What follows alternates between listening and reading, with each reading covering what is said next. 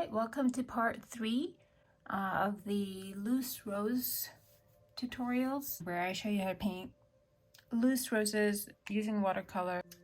This is the third part in the 3-part series. If you haven't seen the first part, then I highly recommend you go back to the first part and watch that. Again, that is the ground method.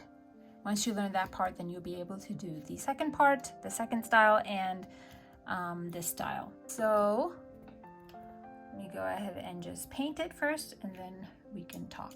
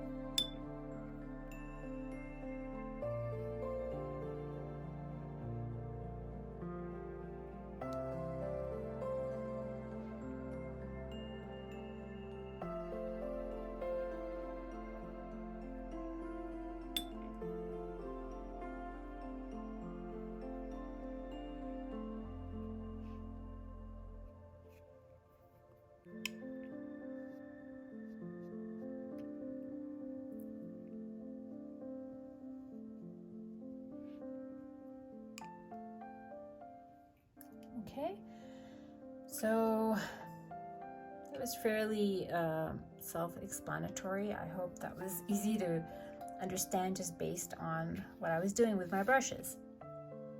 But of course, I'm gonna go ahead and explain.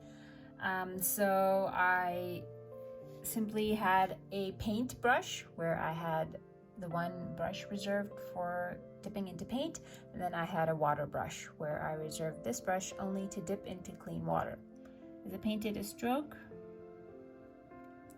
I used my water brush right after and painted a line around the outer edge of that stroke, and that's the result I got. It's a fun method. It's just really time consuming. I've only painted in this style once, honestly, because I was losing patience. But the end result is really nice. It gives a really soft feathered look, and like really vintage, I feel like. And it's fun. I definitely recommend trying it. See if you like it, and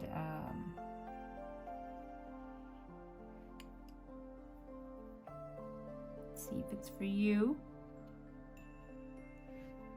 But again, you have to learn how to do the first method first for this to make sense. And this rose it's super easy to get gigantic with this one because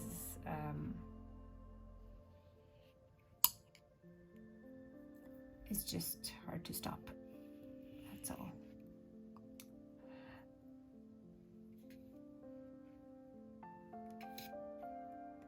So let me put my brushes down, and because I can just keep going. Okay, let me write out some things to try or some pointers. So for beginners, be mindful of the spaces, okay? This is really loose because there's a lot of water involved. And I did the water the same way I did in the other video, where I just dipped and I swiped along the lip of the jar, okay? So I didn't bring an ocean of water back with me. When I touched the line of paint, I had just that much water, okay? So my brush is wet, okay? My brush is wet, and I touch along the outer edge of the petal, okay? And then it will bleed out itself. You don't need to do anything. Just remember that your paint stroke, the stroke that you're using, stroke that you're going to do that has paint in it, it should have sufficient paint in it, okay? So if you do a completely dried out stroke, that's not completely dried out, but here, if I just dry my brush out, okay, if I do a completely dried out stroke and dip my brush in water and expect something to happen, it's not going to, okay? So have a good amount of paint in your paint stroke brush and just enough water in your water brush, and that will create that effect. Okay, so spaces for beginners, number 2 was, let me say, have enough paint in your paint stroke, paintbrush, and have, how do I write out the water? Have, let me just write enough water as well in the water brush. But by this, I don't mean, like in this one, it's okay to have extra, right, in your paintbrush. But in your water brush, don't bring back an ocean, right? Just make sure you swipe it along the lip of the jar. And if you're having trouble with this, go back to part 1 and part 2 and keep working on those. For intermediates, again, you can play with color as long as it's still wet. This is a little bit wet. Let me play with it while I have you. So add enough color there, but I don't want to add too much, okay, because I don't want a harsh line. That's it. I would say the rest of it has dried, so can't really show that, but I was able to add a little bit of yellow right there.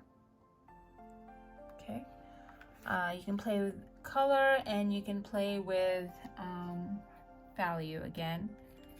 Play with value as an intermediate, number 2, and by that I mean, if you look at this rose, I was able to maintain the value of the very center.